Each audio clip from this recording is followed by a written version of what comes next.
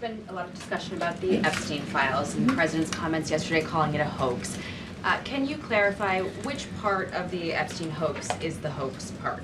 The president is referring to the fact that Democrats have now seized on this as if they ever wanted transparency when it comes to Jeffrey Epstein, which is an asinine suggestion for any Democrat to make. The Democrats had control of this building, the White House, for 4 years, and they didn't do a dang thing when it came to transparency in regards to Jeffrey Epstein and his heinous crimes. It was this president who directed the Department of Justice and the Attorney General to do an exhaustive review of all files related to Jeffrey Epstein, which they did.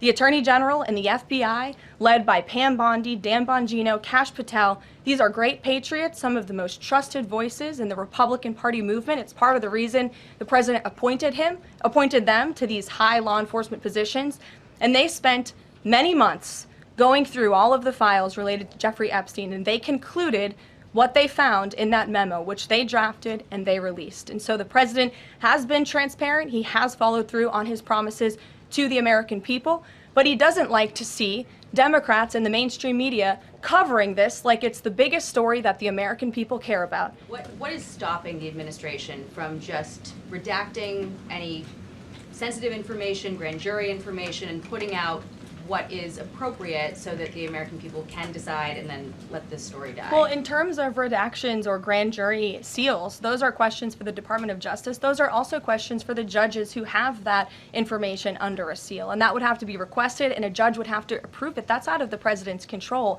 He has said, in agreement with some of the leaders on Capitol Hill, that if the Attorney General and the Department of Justice come across any other credible evidence, they should provide that to the American people. The president has said that, and he agrees with them on that. He said that he floated the idea of a special prosecutor in the Epstein case.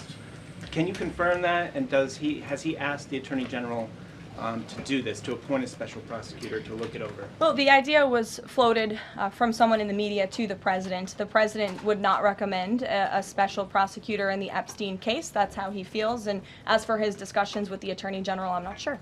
Earlier, the president has said if the Attorney General and the Department of Justice and the FBI have any more credible evidence in regards to Jeffrey Epstein's crimes, they should put that forward. He has called on them to do that.